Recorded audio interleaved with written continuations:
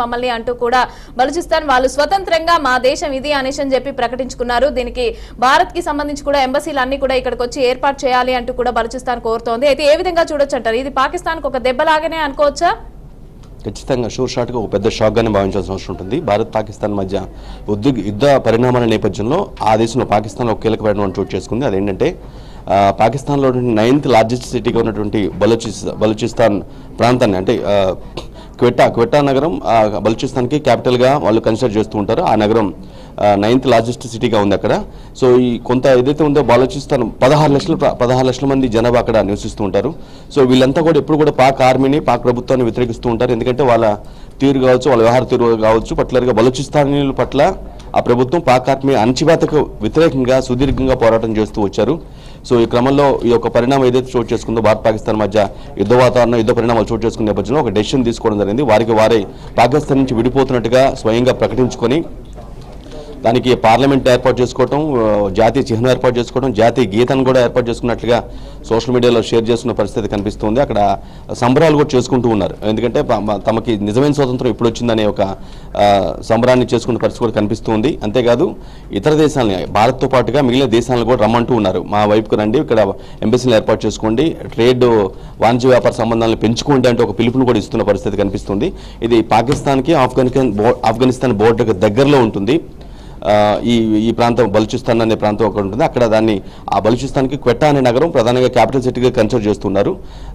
క్వెట్టాని fruit garden of Pakistan అంటారు. అంటే ఎక్కువగా పండ్ల తోటలు ఎక్కువ పండుతూ ఉంటాయి. అదేవిధంగా డ్రై ఫ్రూట్స్ తయారీకి కూడా అక్కడ బేస్గా ఉంది. సో చాలా ఓ మాట చెప్పాలంటే ఆఫ్ఘనిస్తాన్కి పాకిస్తాన్కి మధ్య ఒక ట్రేడ్ వార్ కానీ ట్రేడ్ సంబంధించి ఏదైనా వాణిజ్య సంబంధాలు బాగా కీలకంగా ఏదైనా ఉందనంటే బలూచిస్తాను దాని క్యాపిటల్ క్వెట్టా నగరం వేదికగా ఈ ఆఫ్ఘనిస్తాన్కి పాకిస్తాన్కి మధ్య వాణిజ్య వ్యాపారాలు కొనసాగుతూ ఉంటాయి.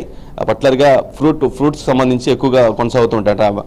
ట్రాన్సాక్షన్స్ ఎక్కువ ట్రాన్స్ఫార్మింగ్తో పాటుగా ఇవి వ్యాపార లావాదేవీలు జరుగుతూ ఉంటాయి. సో చాలా కాలంగా బలూచిస్తాన్ ప్రజలంతా కూడా పాకిస్తాన్ని నాయకత్వాన్ని లేదంటే పాక్ ఆర్మీని తీవ్రంగా వ్యతిరేకిస్తూ వస్తూ ఉన్నారు.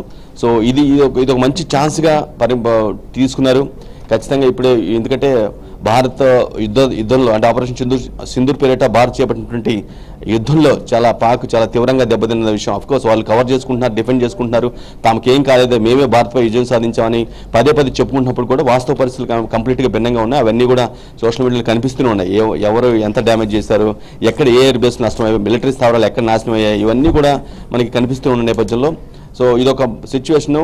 భారత్ అటాక్కి పాకిస్తాన్ ప్రభుత్వం కావచ్చు, ఆర్మీ కావచ్చు చాలా చిత్తు అయిపోయింది. కాబట్టి సో ఈ సమయంలోనే వాళ్ళు చాలా బలహీనంగా ఉన్న సమయంలో మనం విడిపోతే బాగుంటుందనే ఒక కాన్సెప్ట్తో బలూచిస్తాన్ ఉన్నటువంటి ఎవరైతే లిబరేషన్ ఆర్మీ కావచ్చు, కొన్ని సంస్థలు ఏవైతే పాకిస్తాన్ నుంచి విముక్తి కోసం BLAతో పాటుగా కొన్ని సంస్థలు చాలా బలంగా పనిచేస్తున్నాయి, దశాబ్దాలుగా పనిచేస్తున్నాయి.